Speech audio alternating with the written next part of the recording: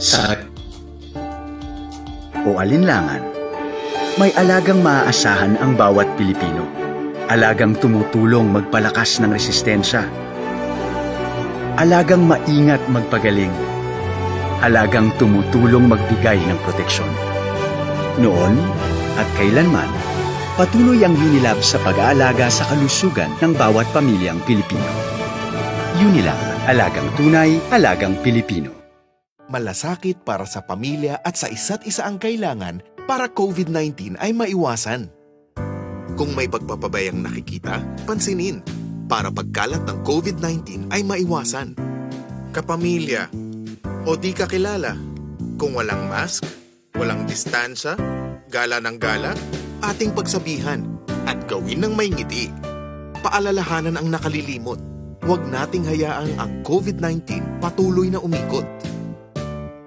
Ang pagpapaalala ay pagmamalasakit. Malasakit ay kailangan para COVID-19 mapigilan. Alagang tunay, alagang Pilipino. A public service message brought to you by Unilab.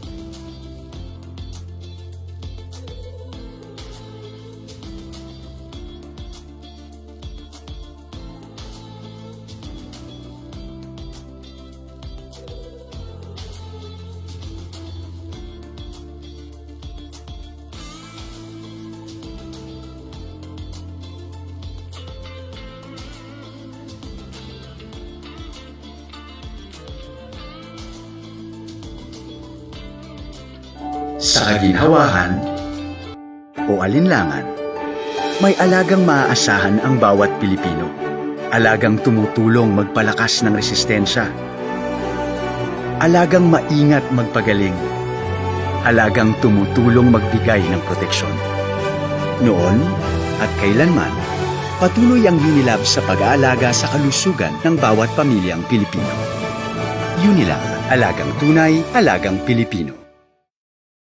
Malasakit para sa pamilya at sa isa't isa ang kailangan para COVID-19 ay maiwasan. Kung may pagpapabayang nakikita, pansinin para pagkalat ng COVID-19 ay maiwasan. Kapamilya o di kakilala, kung walang mask, walang distansya, gala ng gala, ating pagsabihan at gawin ng may ngiti. Paalalahanan ang nakalilimot. Huwag nating hayaang ang COVID-19 patuloy na umikot. Ang pagpapaalala ay pagmamalasakit. Malasakit ay kailangan para COVID-19 mapigilan. Alagang tunay, alagang Pilipino. A public service message brought to you by Unilab.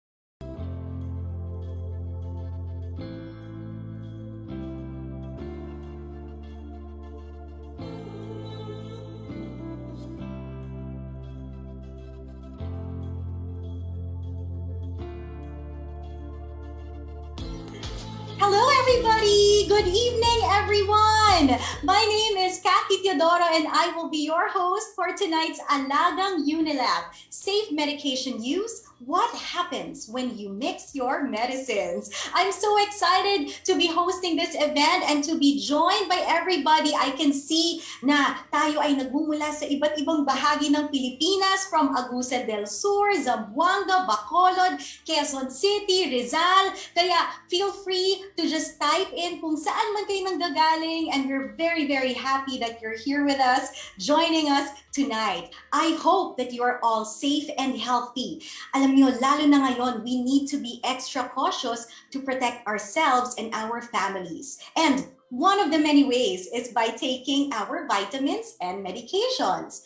Kayo ba, ikaw ba, naiinom mo ba ng tama ang mga gamot mo? Ang galing, di ba? Halos lahat na kasi ng sakit ngayon ay nagagamot na dahil sa mga bagong technology at iba't ibang klase ng gamot. Pero, alam nyo ba na dahil dito, mas tumaas ang chance para sa drug interactions o di inaasahang epekto ng iba't ibang gamot?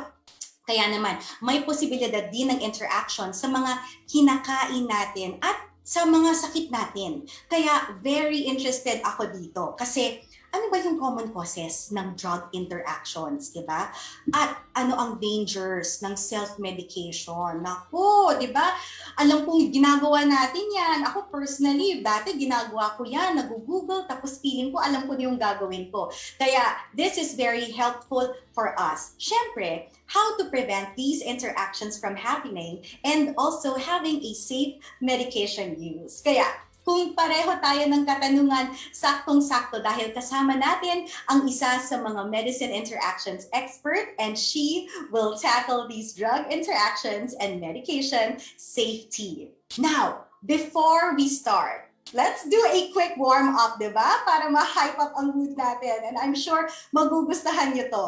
Dahil tayo ay magkakaroon ng isang game which we will call Quizzit. There, you can see it on your screens. It's gonna flash Quizzit. This game is very, very easy. Pwedeng lahat sumali. Aalamin lang natin kung ano ba ang nalalaman na natin sa drug interactions and medication safety. So, what we're gonna be doing is we will flash a question dyan sa screen nyo, lalabas ang question, at kayo naman ay sasagot sa comment section, and I can see talagang busy ang comment section na yun, mainit-init talaga siya, and ang gagawin nyo, ilalagay nyo ang letter ng tamang sagot, and also use hashtag Alagang Unilab. Okay? So, we will announce the winners of the game later on, so make sure you stay tuned until the end of the program. Okay. Uulitin ko lamang, total naka-flash rin naman sa screen ang instructions, ang mechanics. Send in the comment section the right answer, yung letter lang po,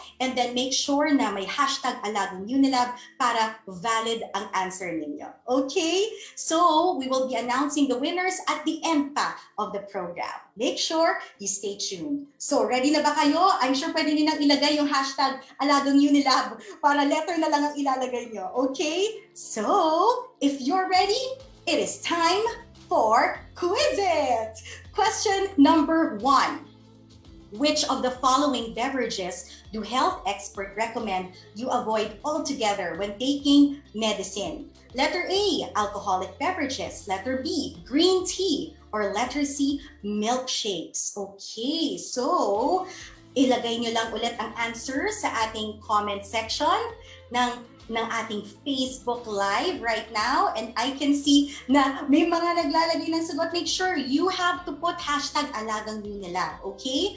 And muli, sa lahat ng mga sumasali, thank you for joining in. I can see na meron tayo from Agusan del Sur, from Butuan City. And make sure na kapag ilalagay niyo yung sagot ninyo, yung tamang sagot, ay ilalagay niyo ang hashtag Alagang Unilab. Alright, very good everyone. Okay, I can see, magagaling talaga yung audience natin.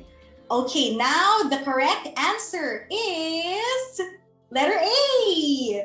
There's almost always a warning label that advises on the danger of mixing alcohol with medicine because it can cause nausea, vomiting, headaches, etc. It could also make the medication less effective or even useless. Kaya, pag you're taking your medication, iwas-iwas muna sa alcoholic beverages. Kaya na yan, okay? So, very easy, diba? Ang tatalino ng ating mga guests ngayon because I know that majority of our audience are pharmacists. And so, alam na alam nyo na yung mga sagot dito. Kaya, ready for question number 2. Okay, number 2. Asthma medicine should not be taken with which of the following? Letter A, decaf. Letter B, coffee. Or letter C, orange juice. Okay? Remember, lagay niyo hashtag Alagang Unilab and then ano yung letter ng correct answer. Ano yung tingin niyo yung correct answer, okay? Asthma medicine should not be taken with which of the following? Okay, I can see na may mga naglalagay ng letter lang. Siguraduhin natin na maglagay tayo ng Alagang Unilab, okay? Hashtag Alagang Unilab and then your answer. Alright? There you go. Very good. Yes. Maraming Ay, this question, iba't iba yung mga sagot ng ating mga audience. I can see na may mga sumasagot ng A, may mga sumasagot ng C. Asthma medicine. Okay, this is about asthma medicine. It should not be taken with which of the following? Okay, I'm going to reveal the answer. I think we have enough time to gather the correct answer. And the correct answer is letter... Let's see, ano po yung correct answer ng mga tao? Let's see, the correct answer actually is, grabe, magkakaibang sagot ng mga tao. In fact, it is letter B. Okay? There you go. Let's see nga kung may mga... Ngayon, meron ng mga nagsusulat ng correct answer. Kasi sinabi ko na. But yes, okay? Just to review, there. Okay. Oh, let me clarify. Okay. Tama po ba? Ano yung tingin yung tamang sagot? Kasi may mga nagsagot ng letter A at may mga nagsagot ng letter C. Well, I am personally not a pharmacist, so I believe kayo ang mas makakaalam niyan. So, ano po ba ang tama nating sagot? Ang sagot po ba ay letter A or na decaf? Yes. Let me see. Let me just verify with the experts that I have here on my team. Ang sabi, maraming nagsagot, magkakaiba ng sagot eh. Letter A, letter B, letter C. Ang tamang sagot ba ay letter A? Let's see if it's the correct answer and what is the reason for that, okay? Or is it letter B, coffee? Okay. You know what? Ang official na sagot natin ay letter B, coffee, because it says that using bronchodilators with foods and drinks that have caffeine can increase the chance of side effects such as excitability, nervousness, and rapid heartbeat. Okay. Wow. Hi! Hello everyone! And Tama. Okay. May mga nagsagot, walang coffee content or walang caffeine content ang decaf. Thank you. Okay, I love this very collaborative environment na nangyayari during this quiz. Kaya naman, we're gonna be announcing the winners at the end of the program. Let's move on to question number 3. Okay. Sleep medicines work faster when you consume it with the following medication, okay? Let me repeat that. Sleep medicines work faster when you consume which of the following with the medication? Letter A, fruit. Letter B, rice. Or letter C, nothing. Okay? Nothing. Hindi kailangan. Kailangan ba ng prutas? Letter A, kailangan ba ng rice? Or kailangan bang wala? It's good on its own. Okay? Ilagay niyo ang inyong answer with hashtag Alagang Unilab. I can see checking your answers right now. In this section, it's pretty much, it's parang isa lang yung sinasagot ng mga tao right now. Yes, okay, so the answer is, make sure na kapag nilalagay niyo pala ang inyong answer, maraming naglalagay ng letter lang. Always put Alagang Unilab para ma-validate at ma-consider ang inyong answer for our prize, okay? Yes, make sure na ilagay ninyo ang hashtag Alagang Unilab. Good job! So, let's reveal the answer. And the answer is letter C. Yes, okay? Nothing, correct. It is best to take sedatives and sleep medicine without food and absolutely without alcohol. Okay? Diba? And now, we're moving on to question number 4 kasi ang dami nang nakatama ng question number 3. Question number 4. When taking multivitamins, be cautious of taking this medication to avoid the possibility of overdosage. A, paracetamol. B, mefenamic acid. Or C, vitamin E. If you know the correct answer, make sure you use hashtag Alagang Unilab and put the letter of the correct answer. Let's see. What is the answer? Oh, you know what? It's also, I think a lot of our audience members also know the answer right away. Okay? So I can see na yung mga, yes, very good. Ilagay lang po natin hashtag Alagang Unilab. Sayang naman yung mga answers ninyo kapag hindi validated kasi walang hashtag. Sayang. Diba? Make sure na may hashtag Alagang Unilab and then yung letter ng answer para makakuha kayo ng prize. Okay? So, wonderful. Okay, I believe you know the correct answer and let's reveal the answer. It is, in fact, letter C. This is vitamin E, okay? Most multivitamins kasi already contain vitamin E. Taking too much vitamin E can lead to several undesired effects like the maximum dose of vitamin E is in fact just 1,000 milligrams. Kitang-kita naman na alam na natin itong lahat dahil ang daming nakatama ng sagot.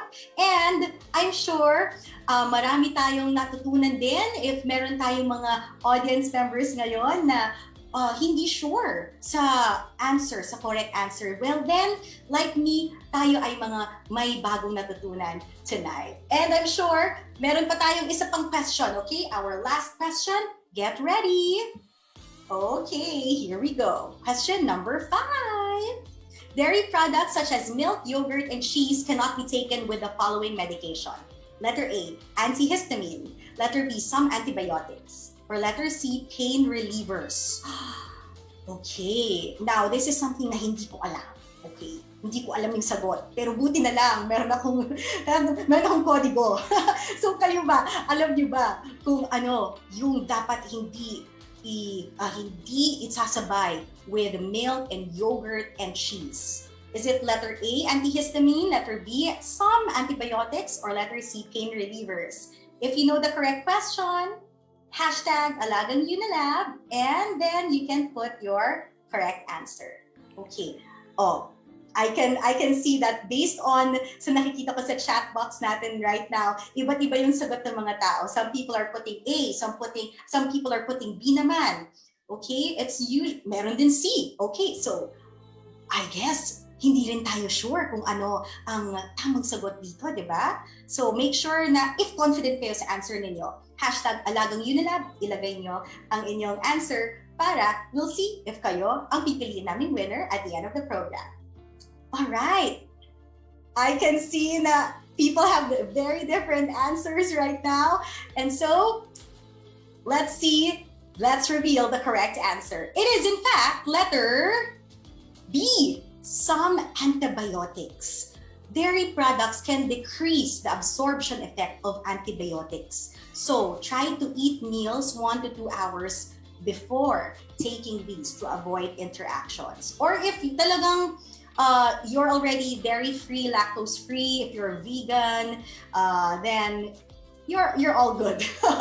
But yeah, so it says here that dairy products decrease the absorption effect, so try to eat meals 1 to 2 hours before taking these to avoid interactions. So, you know what, everybody? Bigyan nyo ng masigabong palakpakan ng inyong mga sarili because, wow, that was great. Thank you very much, everybody. We hope na sa Quizzit pa lang natin ay meron na tayong bagong nalalaman. So once again, winners will be announced later on before we end the program. So sit back and enjoy the show. In fact, if meron kayong drinks dyan, if you want to get some snacks, or if gusto nyo makinig while having your dinner, feel free to do so. As I have mentioned earlier tonight, this is a very interesting and important session. We'll be addressing common questions on the safe use of medicines. So tonight, our Alagang Unilab webinar is entitled Safe Medication Use. What happens when you mix your medicines? And we have invited a registered pharmacist who is also a medicine interactions expert to guide us. The Alagang Unilab webinar series was developed to help us Filipinos find ways to be healthier physically, emotionally, and mentally through education. Wow, diba? So thank you very much, Unilab, sa alaga ninyo para sa aming lahat. Maraming salamat. Kaya ayan guys, take the opportunity to send your questions sa comments section natin regarding our topic. Bago pa tayo magsimula, pwede na kayong magtanong ngayon pala para maisama natin yan kapag pinag-usapan or nakipag-usap tayo rather sa ating resource speaker natin mamaya. And may prizes pa tayo, everybody. Talagang ang dami namin ipamimigay. Later on, magkaka-raffle tayo at the end of the webinar. So watch out for that. And feel free to invite your friends and family to listen. May time pa. Okay, send them the link. Share it online. Okay? So, let's get started with our webinar. Are you guys ready? Let me introduce our guest speaker, Miss Marilyn Tiu, or better known as Ma'am Malin. Ma'am Malin is a former chairman of the Professional Regulation Commission's Board of Pharmacy. She is also a former dean at the University of San Carlos Faculty of Pharmacy, a member of UMed's Board of Advisors for Pharmacy Education, and a Bowl of Hygiea awardee of the Philippine Pharmacists Association, an award that recognizes pharmacists who possess outstanding records of leadership in their communities. She earned her pharmacy degree from the University of San Carlos and then earned her Master's of Science degree in Biology from the same university. Kaya, there you go. What a privilege it is to hear from Ma'am Marilyn Tiu tonight. Hello, Ma'am Marilyn. Thank you for joining us today.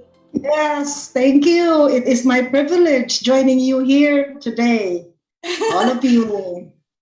That's good. Alam niyo, Ma'am Marilyn, marami po kayong fans na naka-tune in talaga ngayon tonight. Hello, everybody. They're very, very excited to see you again online and to learn from you once again. And you know what?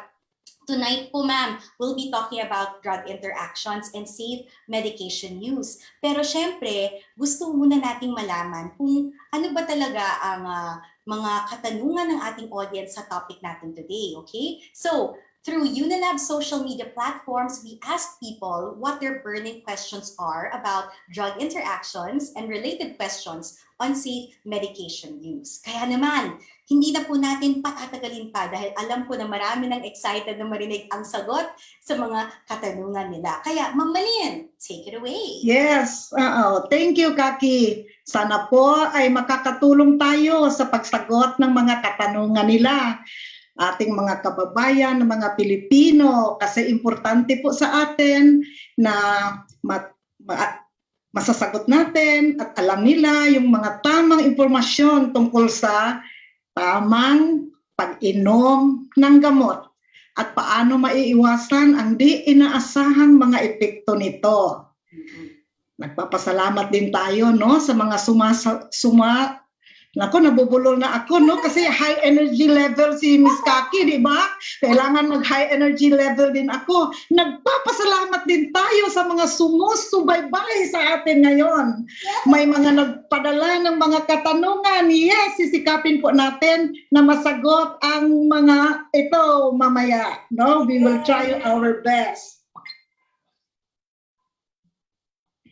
The topic we will be discussing today is safe medication use, especially what will happen if we mix two medicines and take them at the same time. Doctors and pharmacists always put patient safety in mind when prescribing or dispensing your medication. There are several things to consider, like swak ba ang gamot sa diagnosis mo? Tama ba ang dose? Now, sometimes, may tinatawag din po na adverse drug reactions, drug interactions, and there are many other factors to be considered to make sure that it is safe for you to take your medicine. Kaya po, hindi basta-basta iniinom ang gamot. Kailangan maingat po tayo, no? So now, I would like to ask you a question.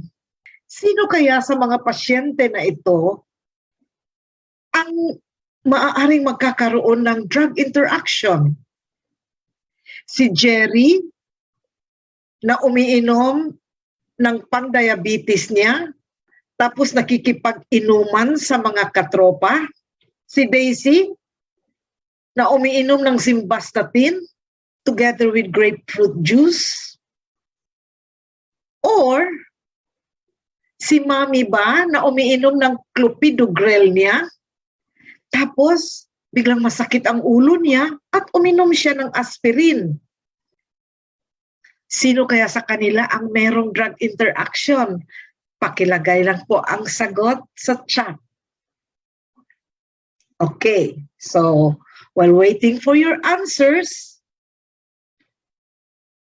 ay sasabihin ko na sa inyo din ha, na if you take 2 or more medicines at the same time, then you might worry about the possibility of drug interactions. Ayan, ang daming tama ang sagot. Okay? Sila pong tatlo, may possibility na magkakaroon ng drug interactions. Okay? I-explain natin yan later on kung bakit. Kasi po, ang components ng gamot ay mga molecules po yan na ayon sa pagsusuri ay nakitaan na nakakagamot siya ng particular na karamdaman o particular na sakit. When the doctor prescribes a medicine for you, kasama po dyan ang instruction kung anong dose ang kailangan mong inumin. Importante po iyan kasi dapat tama ang amount of drugs that will reach your bloodstream and eventually reach your tissues, kung saan doon natin ini-expect na gagana ang gamot.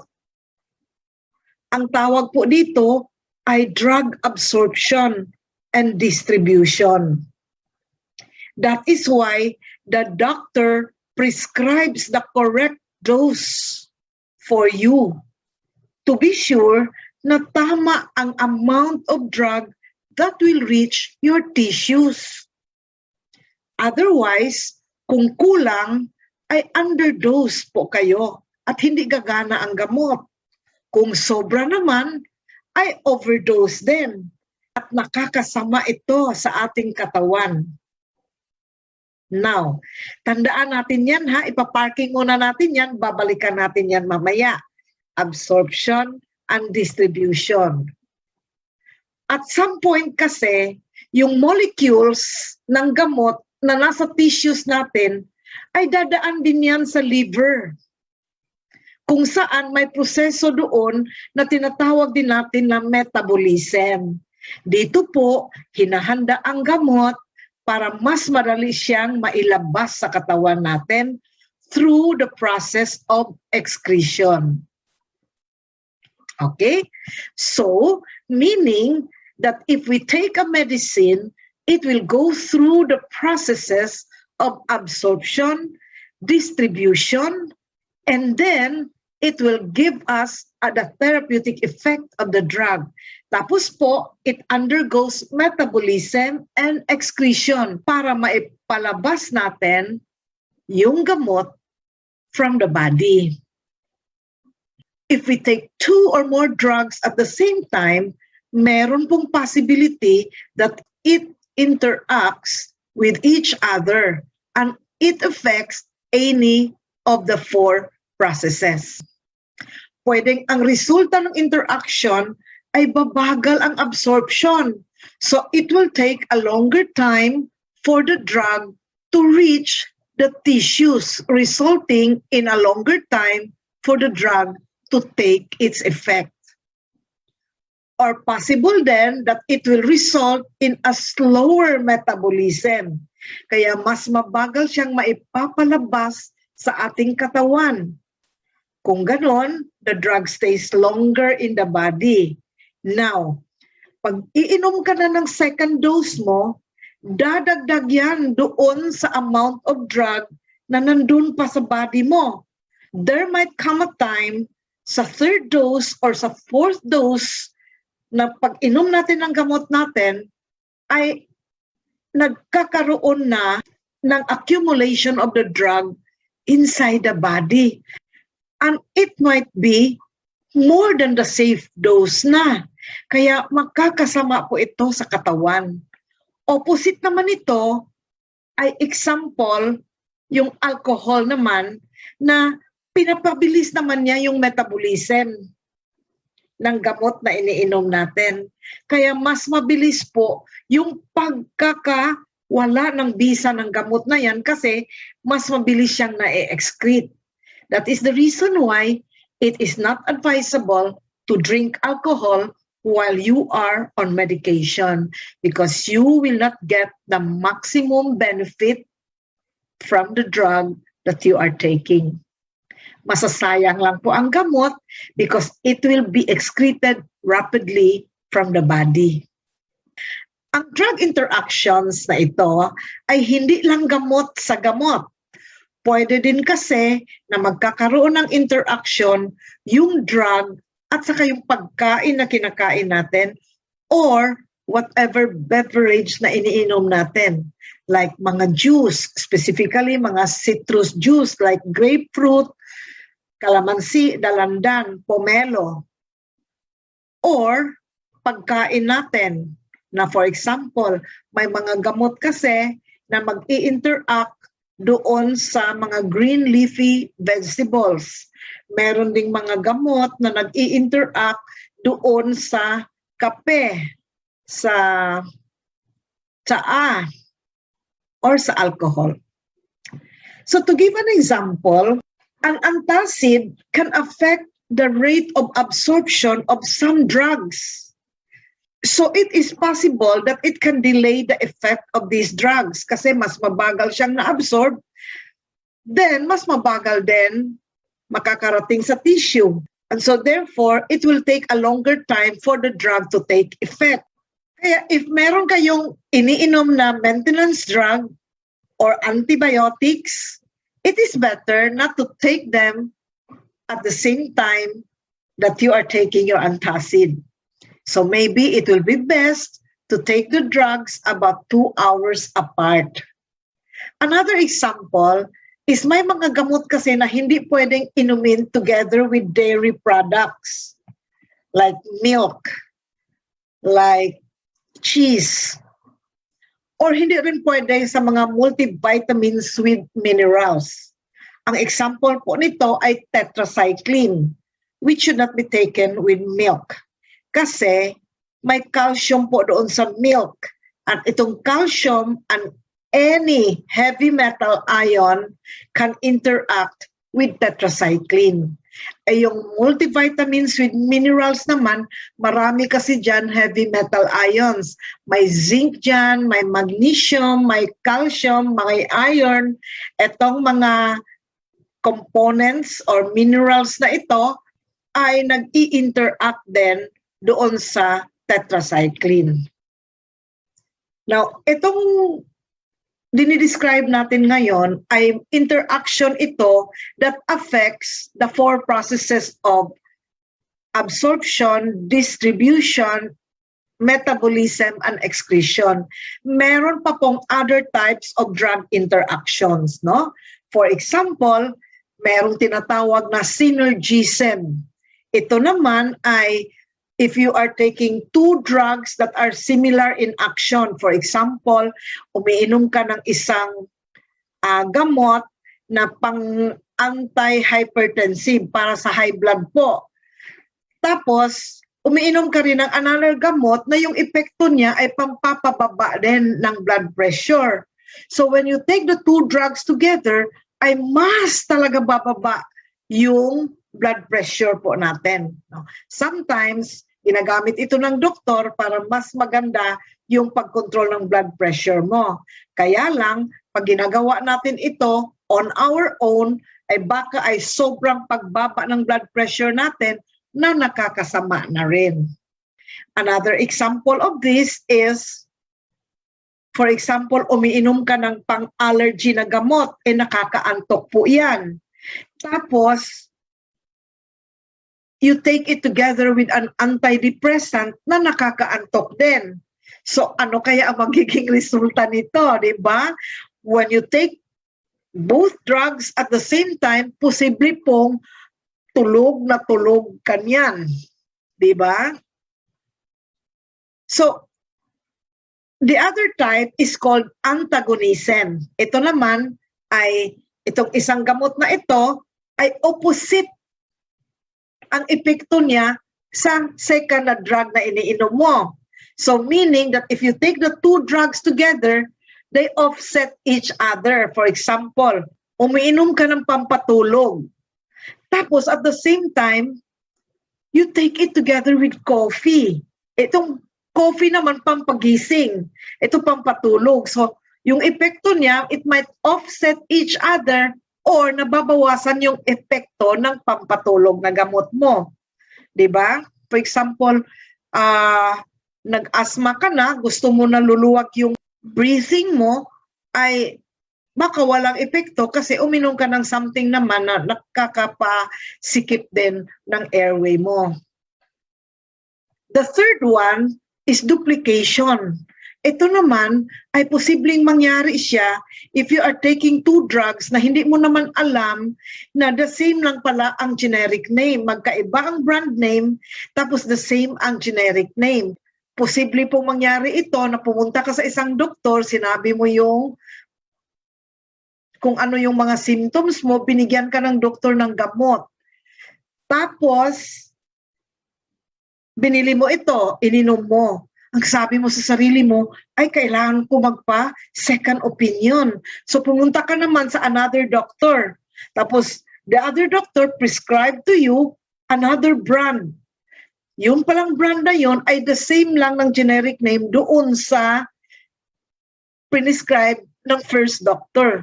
Pero ininom mo rin ito. So ang epekto po ay parang na-doble yung ininom mong gamot.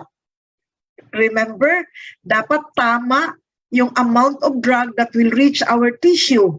Dalawa yung ininom mo, naging mas mataas yung dose ng ininom mo, so magiging mas mataas din yung side effect, for example, or baka nga, magkakaroon siya ng toxic effect doon sa katawan natin.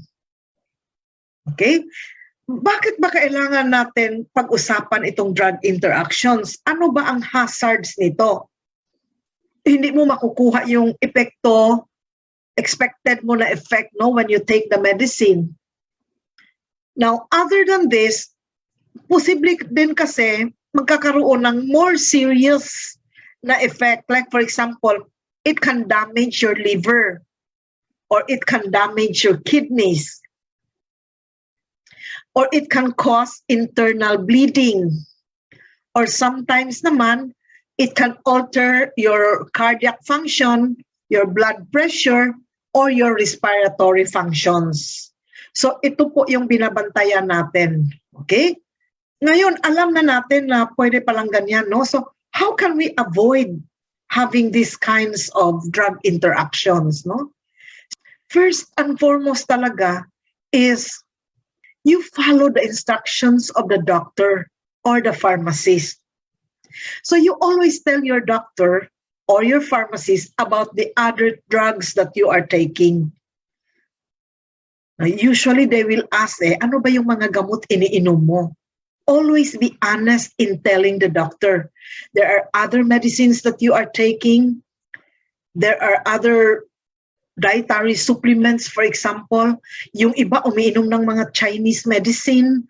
Yung iba naman ay umiinom ng halamang gamot. So, lahat ng ito ay sasabihin mo sa doktor. Okay? Then, it is also better if meron kang listahan ng lahat ng mga gamot na iniinom mo. Whatever happens to you, then madali mo na lang ibigay sa kanila kung ano yung mga listahan ng gamot mo.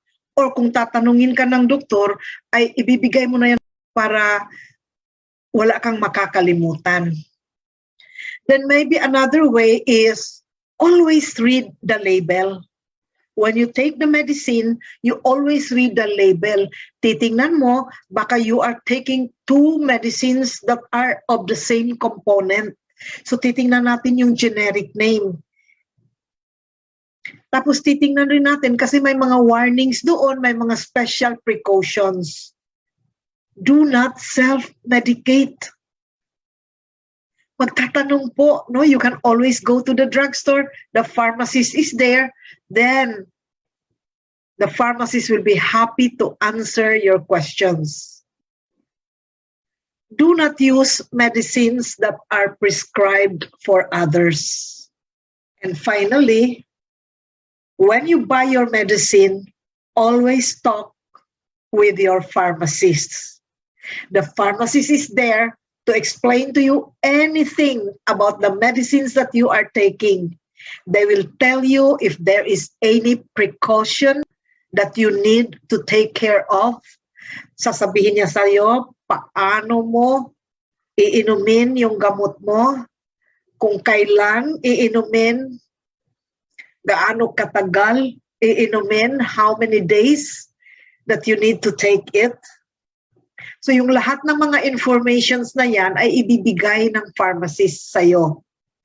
Now, if you are taking two or more drugs at the same time, talagang mas kailangan kausapin mo yung pharmacist so that she can check whether there is a drug interaction or not. Kasi pwede naman talagang pagsabayin siya if ever. Kasi there are times naman na pwede naman silang pagsabayin, safe lang naman din. Kaya lang, hindi kasi natin alam, di ba? Mas alam kasi ni pharmacist yan. So sasabihin mo para if ever na meron doong one or two that can interact with each other, si pharmacist na po ang mag-explain sa inyo kung ano yung dapat mong gawin if these two drugs interact with each other. So yan po, no? Marami pa pong kailangan pag-usapan about drug interactions, but for now, ito lang muna yung i-discuss natin. So if you have any questions, andito po tayo. I will try my best to answer your questions the best way I can.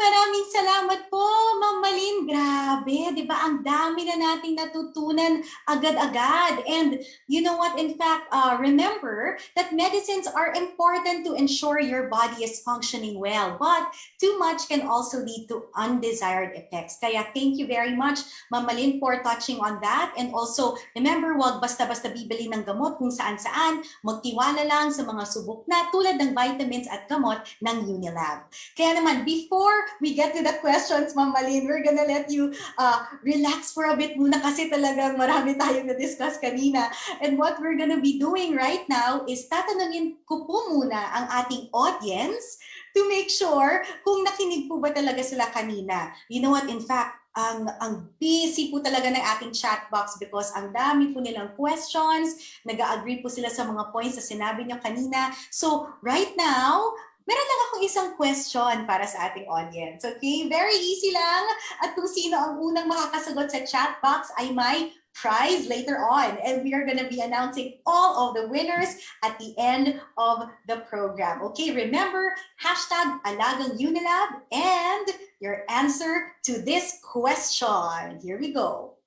Ano ang iba't ibang uri ng drug interactions? Is it letter A, drug to drug? Or letter B, drug to food? Letter C, drug to disease? Or letter D, lahat ng nabanggit, all of the above, okay? So, we're gonna give you time to answer and place your correct answers on our chat box. And remember to use #Alagang Unilab, okay? So, we're gonna be seeing the names, the list of our winners at the end of the program, okay? So, I think very good. Alam nyo, magagaling po talaga ang ating audience ngayon. And in fact, the correct answer is letter D. Lahat ng nabanggit, lahat po yan talaga sinabi ni Ma'am Malin, ang iba't ibang kinds of interactions with drugs. Okay, the medicine that we're taking, which could be drug to drug, drug to food, drug to disease. Kaya, congratulations sa ating winners. Later on, i-announce natin at the end of the program. Now, hello po ulit, Ma'am Malin. Right now, sasagutin na po niya ang ating mga questions. In fact, marami pong questions ang nakapila. Napaka-busy po ng chat box natin, like what I mentioned po earlier. Kaya, itong next segment natin, babasahin natin yung mga katanungan upang masagot po ni Ma'am Malin bilang siya ang ating medical interactions expert. Okay? Are you ready na rin po, Ma'am Malin? Yes. Okay, ready tayo, no? Nasagutin ang lahat ng mga questions nila, no? If we have time. But I will do my best to answer as clearly and as briefly as possible para mas makakarami tayo, no? Kasi ang daming questions, no? Para masagot din natin yung lahat. Yes po. And in fact, if meron pa po kayong ibang questions, I know kanina while Ma'am Malin was speaking, talagang ang bilis-bilis po talaga ng takbo ng ating chat box. You can repeat the questions na tinanong nyo kanina. You can type them again on the chat box kung gusto nyo masagot namin ang inyong mga katanungan. Simulan na po natin. Yes. So, question number 1. Safe po ba na uminom ng madaming vitamins na magkakaiba ang content? Yan, okay. Sasagutin natin yan, no? Titingnan muna natin kung anong klaseng vitamins yan, no? May mga formulations kasi na ang components ay particular sa isang, let's say, 1 or 3 vitamins lang, no? Na, kumbaga, specialize siya for certain types of deficiencies in the body, no? Pero meron naman tayong multivitamins and minerals, no? Parang all of the above, di ba? Kumbaga, nandiyan na lahat ng mga recommended daily allowances ng iba't ibang uri ng vitamins and minerals. Kaya lang, ang importante ay titingnan natin ang label.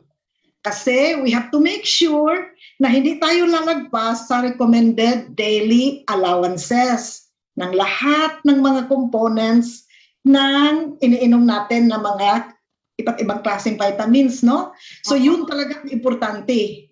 Recommended daily allowances. Dapat hindi tayo lalagpas dyan.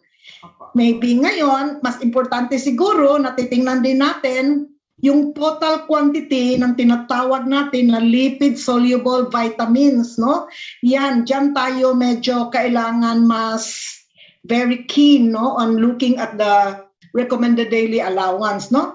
Ito pong lipid-soluble vitamins, ito po yung vitamin A, D, E, and K. Okay? Okay. Parang ADEC, no? ADEC. Vitamin A, vitamin D, vitamin E, and vitamin K. dapat maingat lang po tayo sa total daily dose natin ng mga vitamins na yan. Kaya, look at the label again. Remember, check the label. Ayan. Yes. But, Malin, meron lang po akong follow-up. How about vitamin C? Di ba meron no maximum ng vitamin C, ganon? Okay. Meron kasing maximum ng vitamin C. Kaya lang, itong vitamin C kasi is water soluble. So meaning that whatever is the extra dose na iniinom natin ay ini-excrete lang natin through the urine. So, that's why it's not recommended also to take a lot of vitamin C kasi nga, nasasayang lang yung pera natin. Okay. And then, so, the maximum po ba na vitamin C is, ano po yung milligram? Yan, ang maximum natin dyan ay 2,000 milligrams. Okay. 2,000. So, most of the vitamin C na available kasi, kung tableta siya, 500 milligrams yan, di ba? So, Tama po. 4 of that. Okay. All right. Thank you very much po. Now, we're gonna move on to the next question. Lahat po ba ng gamot, Ma'am Malin, ay may posibilidad na magkaroon ng drug interactions? Hindi naman. Hindi naman. Meron naman ding pwedeng pagsabayin, no? Pero may mga combination lang of drugs na medyo may mga drug interactions, no? Yung iba, minor lang ang drug interaction, so parang minor lang yung effect kung pagsabayin natin. May iba naman na pwedeng inumin natin 2 or more hours apart. Diba? Meron din na pwede rin magdudulot ng serious na complications. Kaya mas mabuti po talaga na kung umiinom ka ng 3 or more different kinds of drugs, ay kailangan na po nating ikonsulta yan sa pharmacist natin. Kasi alam po nila paano tayo matutulungan. Sometimes, konting rescheduling lang pala ang magiging remedy niyan. Sometimes naman, ay kailangan talaga na ipagpaliban muna yan ni pharmacist kasi kailangan niyang kausapin, for example, yung prescriber because they need to discuss kung paano, whatever will be the best option para sa mga pasyente natin. Okay? Tapos, may mga instances din kasi na may beneficial na interaction na usually ginagamit ito ng doktor for the beneficial effect. For example, yung kaninang sabi natin na synergism, na pwede lang pala i-combine itong gamot na ito with another drug to have a better effect for the patient. Again, hindi po natin yan malalaman kung tayo-tayo lang. Diba? So, dapat talaga kausapin natin ang health professionals. Yes. Thank you very much po. Thank you very much for clarifying that. And when you say health professionals, talagang feel free to consult our pharmacists. Yes. At saka yung doktor, of course. No? Opo. Okay. Moving on to our third question po. Okay. Kailan lang pwede mag-self-medicate? Ayun, paano ko ba ito sasagutin? Ha? Okay.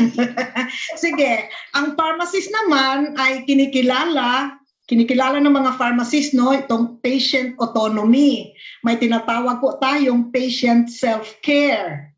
Usually, ito po yung mga gamot para lang sa mga common na mga symptoms na ramdaman natin. For example, fever, yung cough and colds, yung pangangati ng katawan, di ba? Muscle pain, kung meron kang sugat, di ba? Mga common skin infections. So ito ay for symptomatic relief usually. Pwede po tayong mag-self-medicate ng mga ganitong gamot. Usually naman, ang binibigay ni pharmacist sa mga self-care patients ay mga over-the-counter medicines. Usually, hindi po kailangan yan over-the-counter medicines ng reseta ng doktor. Pero,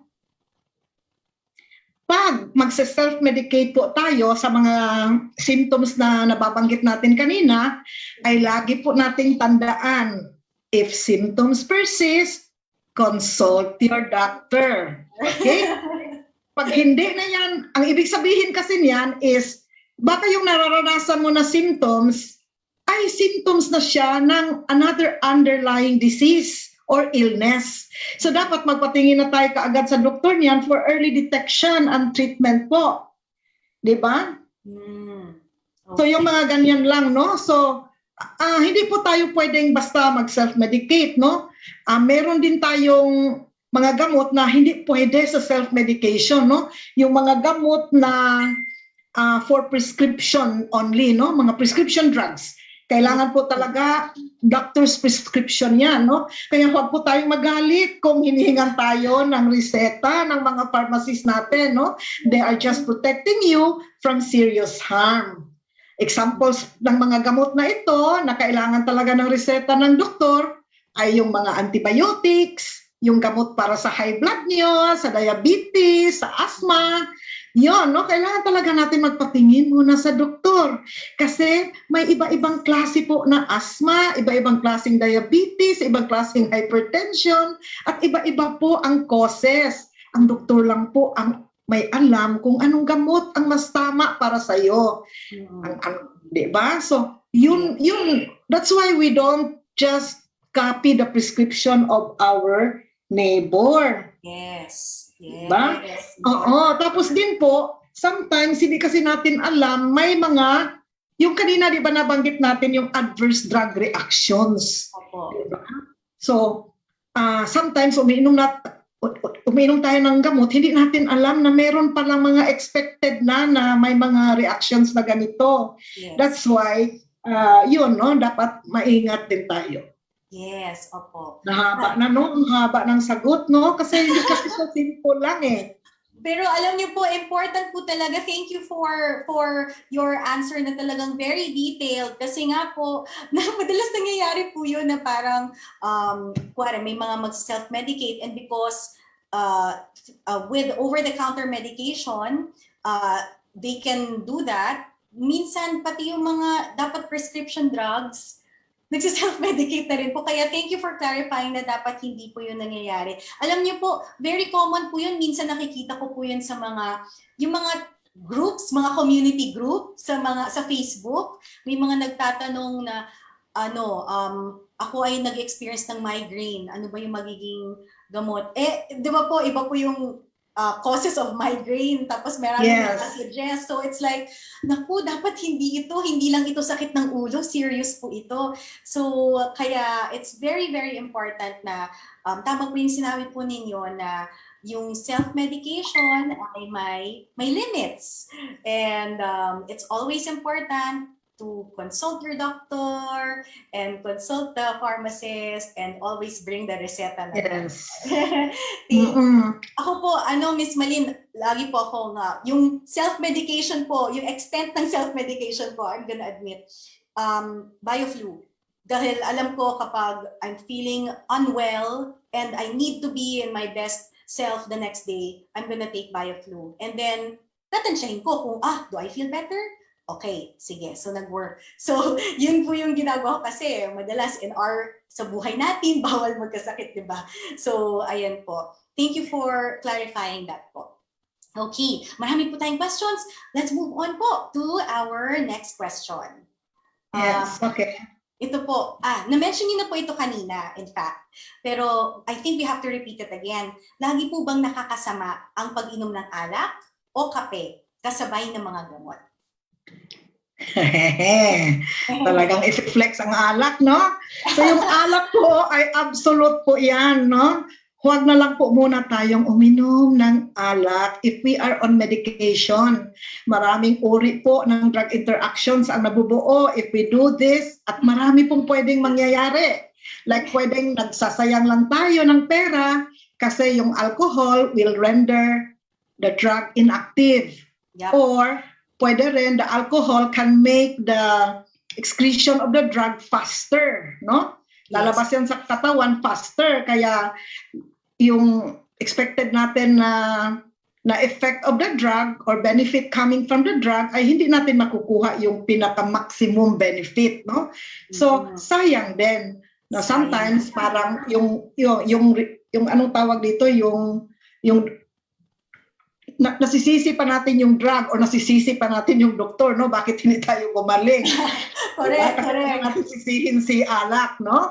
Maari din na magbigay ng drug-alcohol combination ng toxicity, no? Yung alcohol can outright change the action of the drug in the body.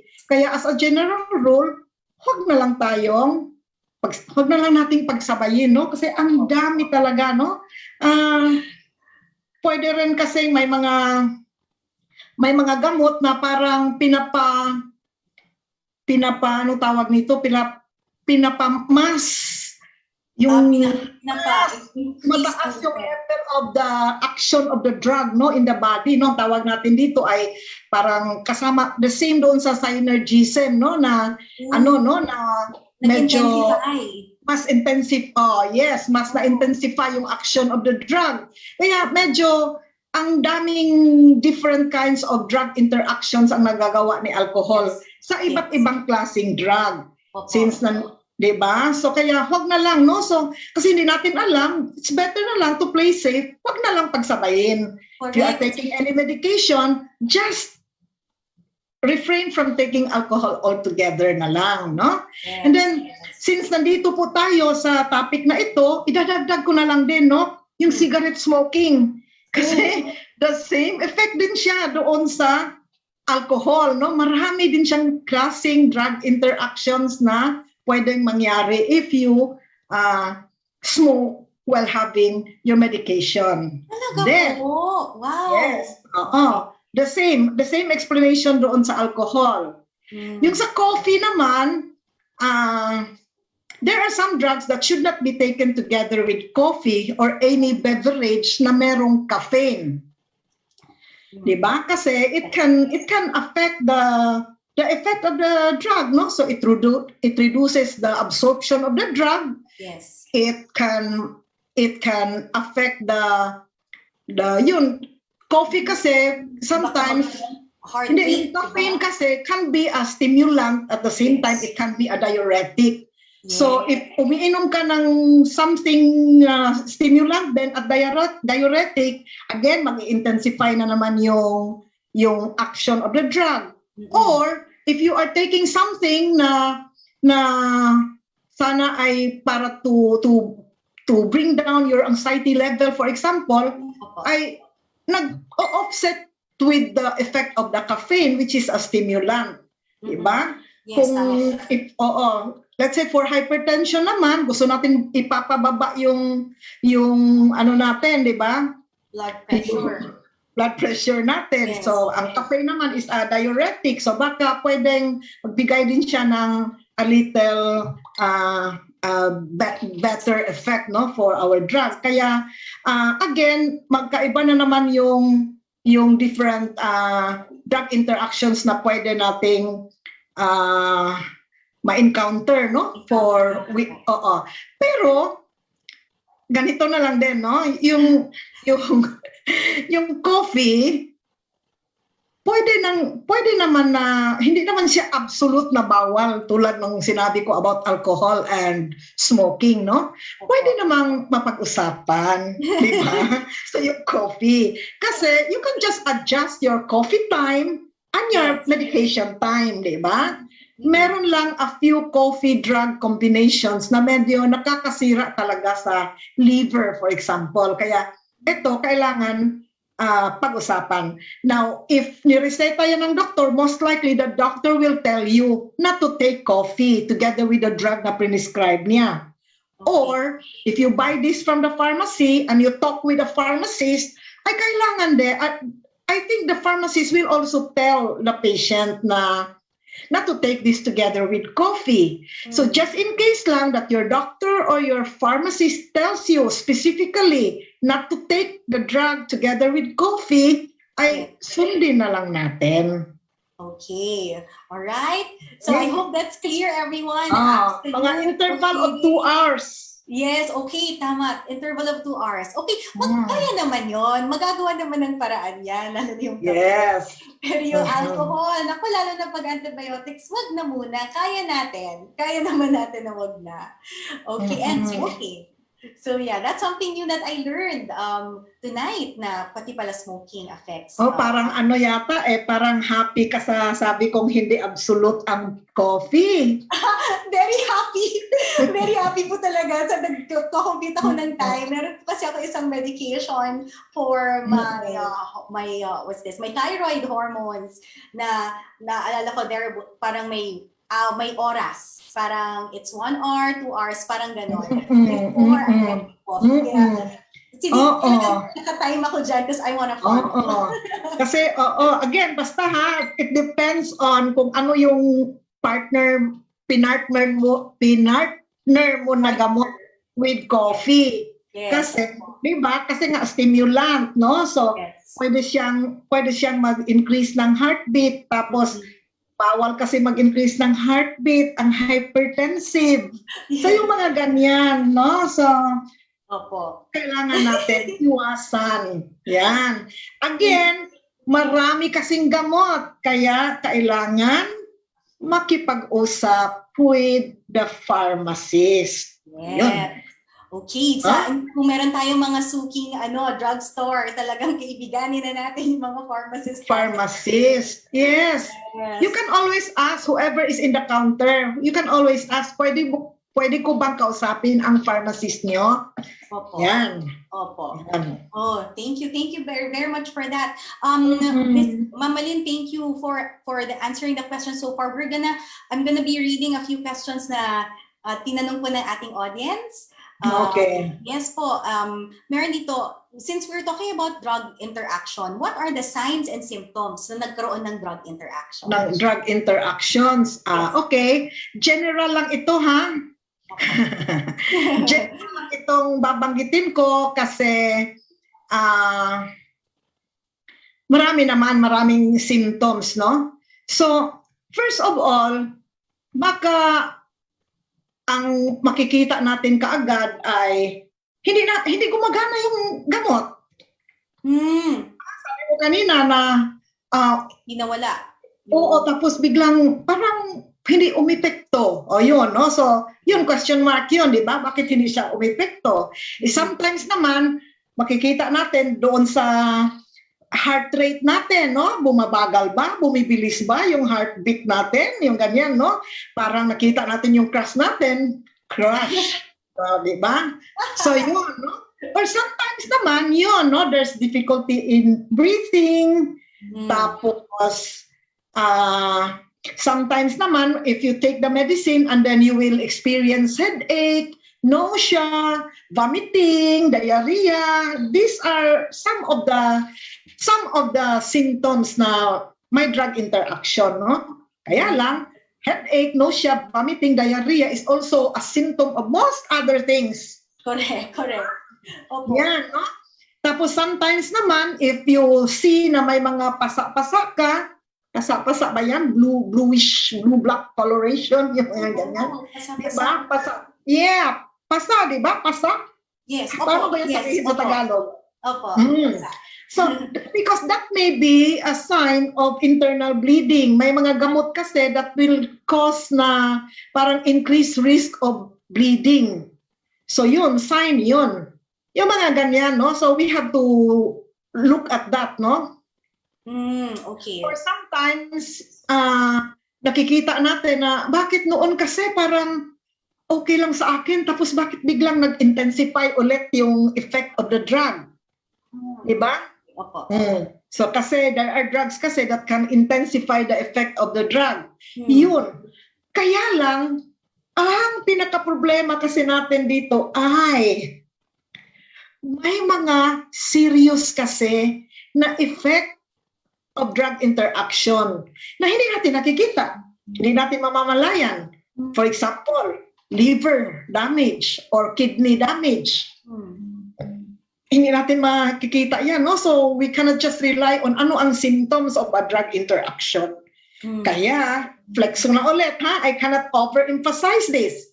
Yes. If you are taking 3 or more medicines at the same time, go talk to your pharmacist. Pa-check nyo po whether it is safe for you to take those drugs together. Okay. Thank you very much for that. Okay, Yes. meron po tayong one more question from our audience. May hypertension po ako at may maintenance medicine po ako para dito. Bakit daw siya pinagbabawalan ng doktor na uminom ng ibuprofen? Ayan. Okay. Ito, pinagbabawalan ka ng doktor talaga no, kasi alam ng doktor na merong magiging drug interaction yan. No? So, most likely, umiinom ka ng ibuprofen mo because of your arthritis. Nasa age po tayo na talagang magkakasabay ang hypertension mo at saka arthritis, di ba? Kasi nasa age ka na ganyan. Now, yung arthritis mo na medicine, na ibuprofen, for example, ay nakakadagdag po siya sa blood pressure natin. Okay?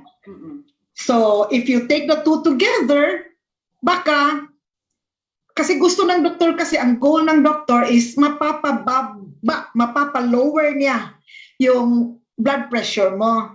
Now, hindi ngayon malalaman ng doktor kung bakit, kung talaga bang hindi bumababa dahil sa gamot na binibigay niya or dahil sa ibuprofen mo. Oh. 'Di ba? Yeah. So para sure lang ang doktor na this antihypertensive medication is really good for you, ay huwag mo nang pagsabayin itong dalawa, no? And then also na if you take these two together, ay magkakaroon ng, kasi ang daming complications, no? Kasi pag mataas yung blood pressure mo, tapos umiinom ka ng mga gamot na ito, ay masistress si heart mo. Kasi pag mataas yung pressure mo, di ba? It can stress your heart, it can stress your kidney. So eventually, so in the short run, makikita natin na talagang hindi na, how do you call this, hindi nakokontrol yung blood pressure natin. So in the long run, target organ damage. So yun na yung mga complication na sa heart natin, sa kidney natin. Okay? So maybe, pwede naman, again, makipag-usap ka with your doctor, pwede naman siyang magbigay ng another type of gamot para sa arthritis mo. Okay, thank you very much, Ma'am Malin. Such good advice and such detailed advice rin po para sa ating mga questions from the audience. In fact, as much as we want to answer everything, napakadami pong nagpasok at nag-send at naglagay sa chat box ng inyong mga questions. Unfortunately, we only have enough time for the questions that we already answered po. Kaya muli, maraming salamat, Ma'am Malin. And meron naman po siyang binigay na advice. If you have any questions, feel free to ask your pharmacist about it, especially in terms of drug interactions. Maging cautious po tayo sa pag-iinom ng gamot dahil we have to be aware that there might be possible undesired effects para maiwasan natin ito. And it is not recommended to self-medicate. We can always talk to our pharmacist and of course our doctor. And if may mga paghihinala tayo na baka nagkaroon tayo ng drug interactions, then we also can inform our doctor and our pharmacist na nakapag-experience tayo nito so that makapaghanap rin tayo ng solution. So now, once again, I hope marami kayong natutunan. Before we close this program, let's also hear it once again from Ma'am Malin. Ma'am Malin, take it away for your closing message po. Yes, no. So I would just like to remind everybody, our friends who are listening to us right now, no, that you should not treat medicines like any other commodity. Iba po ang gamot sa mga binibili natin na pagkain, whatever, no, na we treat medicine. Parang sabihin na lang natin, can we respect medicine as medicine, di ba? A drug is effective only if it is taken correctly at sa tamang dosage po. May mga precautions po ito, no? May mga warnings, may mga contraindications. Kaya maingat po ang doktor sa pag-prescribe ng mga gamot. Always follow the instructions in the prescription. May mga instances then that you are taking 2 or more drugs At the same time, hindi po natin kayang tandaan lahat ng mga drug interactions. Kaya always talk to your friendly pharmacists. They are always ready to help us po. And thank you po for listening to this webinar. I'm so glad na interested kayo. Marami kayong mga questions. So we just hope that we can answer all of those. But as I said, we don't have much time. Abangan na lang natin. There will be other webinars like this. Thank you po. Thank you very much, Ma'am Malin. Thank you for imparting your knowledge to us, and always stay safe po. I know that you are talking to us from Cebu. Stay safe po kayo dyan, and we hope you keep touching lives through your practice and through learning sessions like this. Again, thank you, Unilab, for making this event happen. Do visit the Unilab website at www.unilab.com.ph to know more about their products like Enervon, Consace, Immune Pro, Revicon Forte, Forte-D, Celine Plus, Enervon Syrup for Kids, Biogesic, BioFlu, Medical Advance 400, and Alaxan FR. O diba? Ang dami talaga, and I'm sure yung mga gamot na yan ay nandyan sa inyong medicine cabinet, sa inyong kitchen, sa inyong first aid kit. I'm sure because marami talaga sa mga produkto ng Unilab ang trusted na natin through all these years. Kaya alam nyo na pag nagkasakit, Unilab products lang. And so before we officially end, we would like to announce the winners dun sa games natin kanina, pati na rin yung aming napiling random winner sa mga nag-sign up. So check it out, our winner for our raffle. Congratulations to Glenda Soteco! Woohoo! Congratulations po, Glenda Soteco. And for our game winners, congratulations to Maria Gina Davin, Bernadette Adaptante, Caressa Joy Vertudazo Estribor. Wow! Yung pangalan niya parang pang telenovela, di ba? Milna Magistrado Namoro, Rashid Alejandro Riopa, Maria Joan de Castro Alejandro. So, congratulations sa ating mga winners. If you saw your name and you know that you have won a prize, you're gonna get a simple prize for tuning in. Congratulations. Wait for our message. Meron pong message from the organizing team on the next step so that you can claim your prize. Okay? So congratulations po ulit, and thank you Unilab for organizing this event. If you want to learn more about Unilab and their trusted brands of medicines and vitamins, visit www.unilab.com.ph. Follow them on Facebook, YouTube, and IG for more health information. Now, while most interactions aren't life-threatening, some drug combinations can have significant consequences. Education and communication are key. Kaya tandaan, always consult with your healthcare provider and magbasa lang ng reliable drug information at magtiwala lang sa subok na gamot tulad ng mga galing sa Unilab. This is a gentle reminder from me, Kapi Teodoro, and Unilab. Take charge of your health and stay protected, everyone. Good evening. Maraming salamat. Bye.